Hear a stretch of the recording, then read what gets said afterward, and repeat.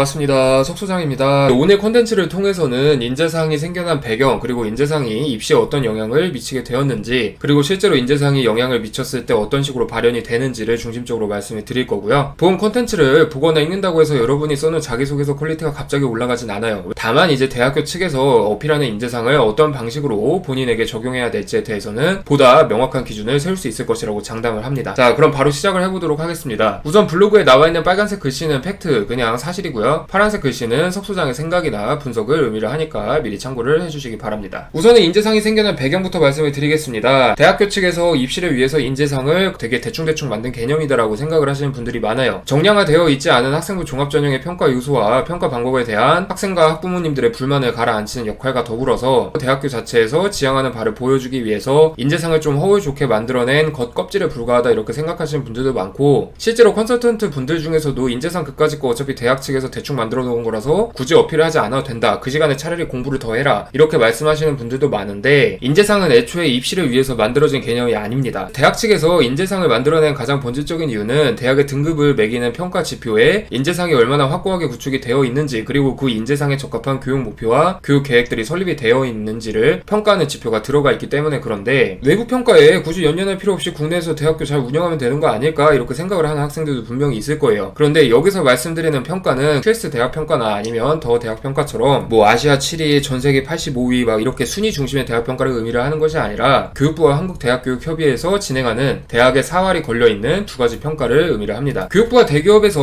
운영되는 평가에서 낮은 등급을 받으면 재학생들에게 국가장학금 혜택은 물론 학자금 대출까지 제한이 되는 경우가 있어요. 심한 경우에는 정원 감축 및 폐교 절차까지 밟을 수가 있기 때문에 대학교 측은 이 평가에서 조금이라도 좋은 점수를 받으려고 노력을 하고 있습니다. 안습적인 교육 시스템을 갖고 있는 대학교들에 대해서 교육부 측에서 평가 지표나 여러가지 기준들을 언급을 해줌으로써 고인물스러운 대학교의 변화를 반강제적으로 이끌어내고 있는 게 현재 대학평가 시스템이라고 이해를 하시면 됩니다. 그래서 쉽게 요약을 좀 해드리면, QS평가나 더 대학평가에서는 낮은 순위를 받으면 임직원들이나 교직원들끼리 이거 자존심 좀 상하네, 다음에는 노력 좀 합시다, 이렇게 해서 넘기는 반면에, 교육부와 한국대학교육협의회에서 진행되는 평가에서 낮은 등급을 받으면 정말 말 그대로 잘못하면 대학교 문을 닫아야 됩니다. 서남대학교가 얼마 전에 그렇게 해서 폐교를 당했었죠. 여기를 보면은 실제 대기업에서 쓰는 평가 지표들이 이렇게 쭉 나와 있는데, 대학 경영 평가 부문에서 교육 목표 및 인재상이라는 평가 준거가 아예 정해져 있습니다. 즉 여러분들이 이해를 하셔야 되는 포인트가 뭐냐면, 대학교 측에서 우린 대략적으로 이런 인재를 뽑을 거다 이렇게 그냥 허울 좋게 설명하려고 인재상을 만들어낸 게 아니라, 애초에 대학교가 필요해서 인재상이란 개념을 확립을 시켰다는 것으로 받아들이셔야 됩니다. 자, 그럼 지금부터 이 인재상이란 지표가 어떻게 생겨났는지 배경에 대해서 조금 말씀을 드릴게요. 과거에는 대학교들의 평가를 할 때 이 학교가 하드웨어적으로 어떤 시스템을 갖고 있냐를 중심적으로 평가를 했어요. 예를 들면은 건물 사이즈가 어떤지, 해당 전공에 대해서 전문적인 역량을 갖고 있는 교원의 비율이 얼마나 되는지, 학생 수는 어떻게 되는지, 충원율은 어떻게 되는지, 이런 부분을 평가를 했는데, 대학 평가도 날이 가면 갈수록 발전하다 보니까 최근에 들어서는 대학도 어떤 교육계획과 목표를 통해서 다른 대학과 차별화를 두고 특성화 전략을 세울 것인지를 평가를 하고 있습니다. 이 교육 목표와 인재상이 주요한 평가 지표로 떠오르던 시기는 2016년부터예요. 그리고 2016년에 프라임 사업을 비롯한 여러 대학 재정 지원 사업들도 함께 시행이 됐었는데, 평가를 하는 기준에도 이 교육 목표와 인재상이 포함이 되게 됩니다. 결국 2016년을 기점으로 당시 대학들은 교육부 인증평가나 아니면 대기업 인증평가를 통과해서 대학교 자체를 존치를 하기 위해서, 살아남기 위해서인 동시에 정부의 빵빵한 지원을 받기 위해서라도 이래저래 그냥 흘러가는 대로 방치해두고 있었던 대학교 인재상과 교육 목표들을 싹 다 재정립을 했어요. 2016년을 기점으로 대학교들이 인재상을 적극적으로 어필하기 시작한 뒷배경이 바로 이런 건데, 학생이나 학부모님들 그리고 컨설턴트 하시는 분들 중에서도 고등교육의 정책을 잘 모르시는 분들은 이런 사실을 모르고 계십니다. 실제로 2016년 이전까지만 해도 입학사정관 전형을 대규모로 운영을 하던 경희대학교나 중앙대학교를 제외하고서는 인재상이라는 개념 자체를 찾아볼 수 없는 대학들이 되게 많았어요. 설령 인재상이나 교육 목표가 게시가 되어 있다고 하더라도 그냥 우리는 미래형 인재를 양성하고 싶습니다, 이렇게 추상적으로만 간략하게 되어 있는 경우가 많았고, 서강대학교의 경우에는 거기에 한 수 더 떠서 우리는 서강의 인재상에 맞춰서 살아온 학생을 선발하는 게 아니라 서강이 키울 수 있는 인재를 선발하고 싶다라고 해서 우리는 인재상이 없습니다라고 아예 대대적으로 공표를 하기도 했어요. 한마디로 저 16년의 뒷배경이 대학교들에게 영향력을 미치기 전까지는 인재상이란 개념 자체가 그렇게 중요한 개념으로 떠오르지 않았다고 이해를 하시면 됩니다. 물론 이제 지금에 들어서는 서강대학교 역시 교육부나 대기업 평가에서 긍정적인 평가를 받아야 유리한 면모가 맞기 때문에 보는 것처럼 명확한 인재상과 핵심 가치를 구현을 하고 있습니다. 지금부터는 2015년 이전의 입시 생태계 입학사정관 전형이 학생부 종합전형으로 넘어오는 과정에 대해서도 설명을 드릴 거예요. 조금만 더 집중해서 들어주시기 바랍니다. 됩니다. 자, 그래서 이렇게 평가를 위해서 구축된 인재상이란 개념이 입시에 영향력을 미치기 시작한 시기는 입학사정관 전형이 학생부 종합전형으로 개편되는 15에서 16 시즌인데 대학평가로 인한 인재상 개념이 구축되던 시기와 일치합니다. 쉽게 말씀드리면 대학평가로 인해서 인재상 개념이 구축이 되면서 이게 입시에도 영향력을 미쳤다는 뜻으로 받아들이시면 됩니다. 자, 학생부 종합전형의 전신이 입학사정관 전형인 거는 여러분들도 많이 알고 계실 거예요. 당시까지 입학사정관 전형이 국내에 도입된 배경을 조금 살펴보자면 입학사정관 전형은 대학이 대학 마음대로 학생을 선발하기 위한 전형인 동시에 고등학교 생활의 효용성을 살리기 위한 대한민국 교육계의 정치적 시도였습니다. 요즘에는 수시가 60-70%를 차지하는 것처럼 당시에는 정시 시스템이 60-70%를 차지하고 있었는데 이런 정시 시스템이 주가되다 보니까 학교 수업 안 듣고 수행평가 생활기록부 다 개판 쳐놔도 수능만 잘 보면 좋은 대학 갈 수 있다 라는 인식이 되게 팽배를 했었어요. 그래서 실제로 고등학교 3학년 학생들 수업하는 거 보면은 수능 문제 풀이만 계속해서 풀고 이런 경우가 되게 많았는데 정시 전형 중심의 시스템에서 발생하는 학교 수업 및 교육과정 무용론을 해소하기 위해서 교육부에서는 수시 비중을 확대를 하기 시작합니다. 그리고 이 수시 비중에서도 논술 전형이나 이런 전형들이 아니라 학생의 학교 생활 기록부를 직접적으로 평가하는 입학사정관 전형을 도입을 하게 돼요. 학교 생활을 개판으로 여기는 학생들의 비율을 줄이고 고등학교 정규 교육과정의 고교 교육 정상화를 위해서 시도한 일종의 정치적 접근이었다고 이해를 하시면 됩니다. 자, 입학사정관 전형의 경우에는 당시까지만 해도 생활기록부와 자기소개서를 기본적으로 쓰고 플러스 알파로 대학교의 각 기준에 맞춘 포트폴리오 10장에서 30장 규모의 포트폴리오까지 평가 요소로 받았어요. 그리고 교내 활동으로만 다 채워 넣을 수는 없었기 때문에 해외 봉사나 특허 등록 등 교외 활동도 포함이 됐었고 요즘 여러분들이 생각하시는 규모의 입시 스펙보다 훨씬 대규모 고퀄리티의 스펙들이 활용이 되고는 했습니다. 한마디로 대학교 자체에서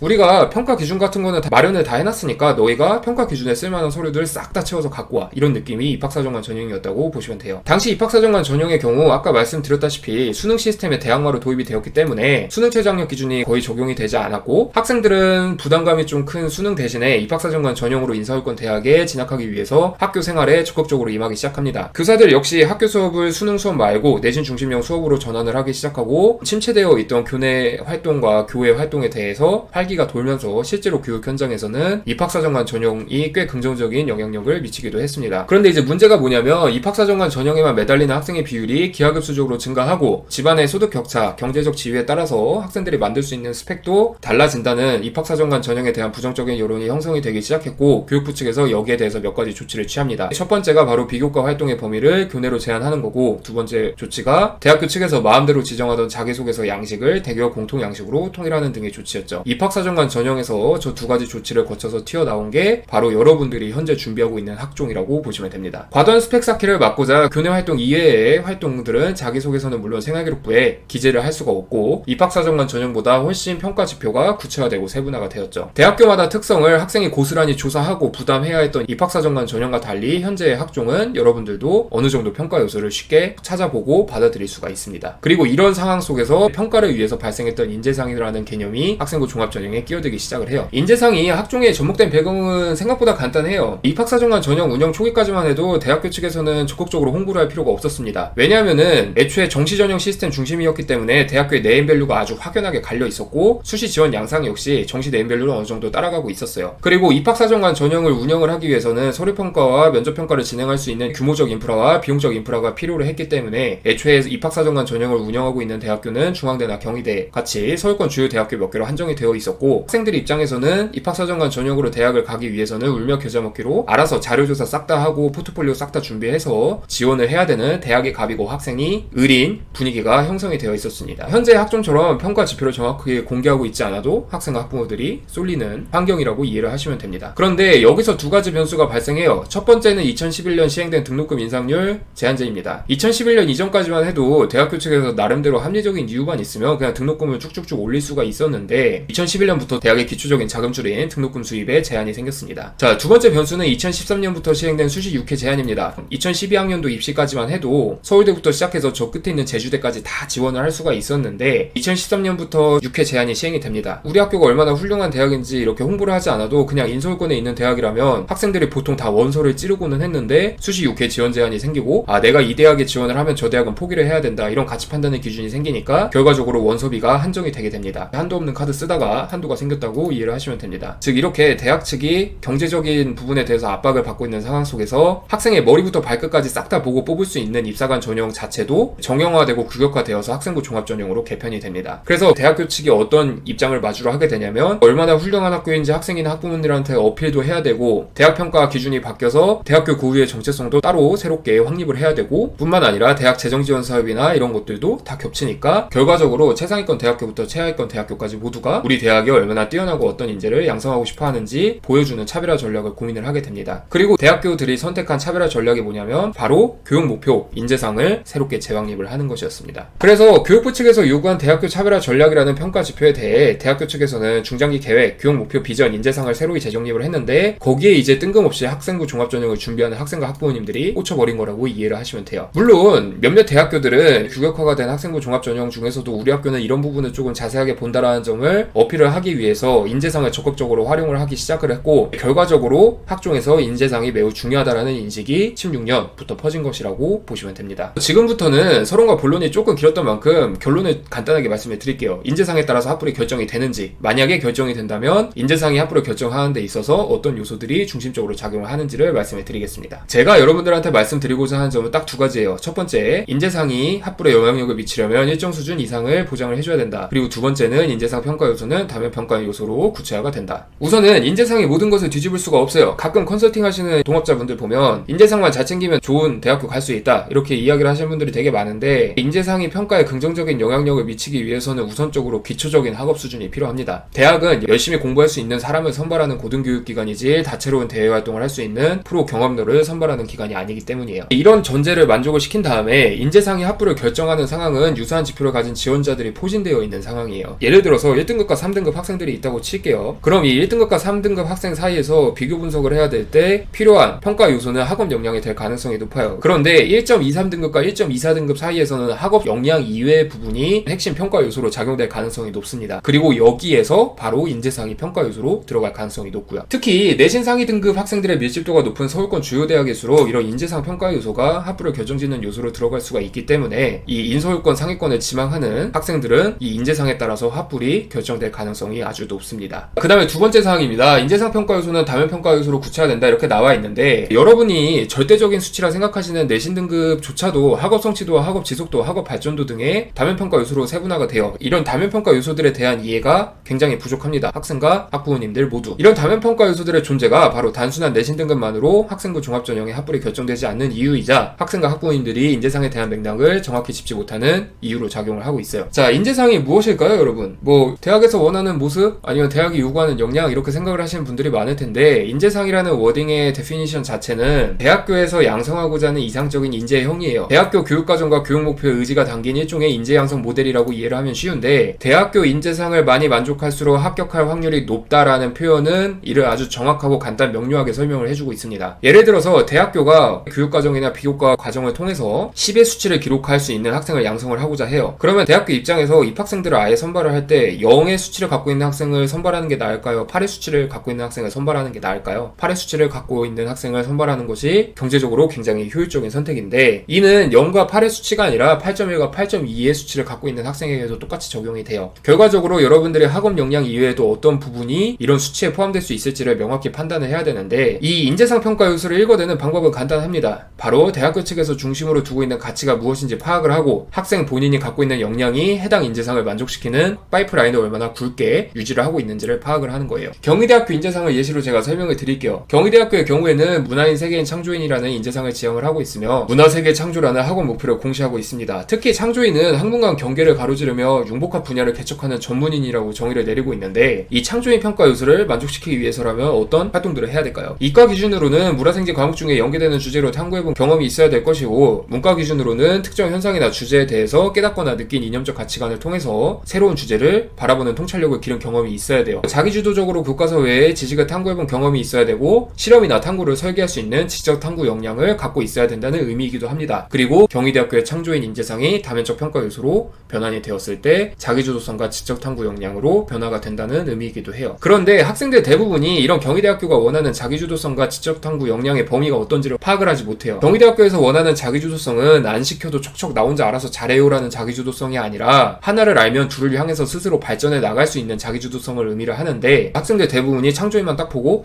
알아서 잘하라는 거 필요하는 건가 이렇게 생각을 하고 자기소개서를 마무리 짓는 경우가 많아요. 그러다 보니까 경희대학교 측에서는 왜 얘는 우리 학교 인재상이랑 맞지도 않은 이야기를 자기소개서 이렇게 써놨을까 라고 고민을 하고 여러분들을 떨어뜨리는 겁니다. 결과적으로 인재상을 통해서 어떤 요소를 평가를 하고자 하는지, 그리고 이 인재상의 핵심 가치들이 학종의 어떤 평가 요소와 결합될 수 있을지를 명확하게 파악하지 않는 것이 여러분들이 인재상을 제대로 쓰지 못하는 이유라고 할 수가 있어요. 예를 들면 이런 형식이에요. 경희대학교에서 창조인 인재상을 어필하고 있네. 창조? 뭐 만들다란 뜻이니까 내가 뭐 만든 경험이 있나? 의식의 흐름대로 인재상을 파악을 하기 때문에 여러분의 자기소개서가 망하는 거라고 이해를 하시면 됩니다. 결과적으로 고내신과 고스펙을 갖고 있음에도 불구하고 인재상 평가 요소가 합불의 결정적인 요인으로 작용하는 그 맥락과 이유를 정확히 파악하지 못했기 때문에 다른 경쟁자들에게 밀리는 것이라고 이해를 하시면 돼요. 그래서 제가 말씀을 드리고 싶은 점이 뭐냐면, 우선은 학업 역량이 어느 정도 보장이 되어 있다는 전제가 필요하고, 이 학업 역량이 스스로가 좀 보장이 되어 있다고 생각하는 학생들은 이 인재상을 어떻게 적극적이고 잘 활용할 수 있을지를 고민을 해봐야 됩니다. 물론 다행히도 대학교별 인재상 활용 방법에 대해서는 석소장이 블로그 콘텐츠를 통해서 상세하게 설명을 해줬으니까 관심 있는 학생들은 대학교 이름 인재상을 딱 검색하면 블로그 콘텐츠로 다 나와요. 그러니까 한번 살펴보시는 것을 제가 꼭 추천해 드리겠습니다. 자, 대학교에서 공시한 인재상만 추상적으로 바라보지 말고 인재상이 어떻게 평가 요소로 적용될 수 있을지, 대학교에서 제시하고 있는 인재상을 어떻게 합격 요소로 연결시킬 수 있을지를 꼭 생각을 잘 해보시길 바라면서 오늘 콘텐츠를 마치도록 하겠습니다. 감사합니다.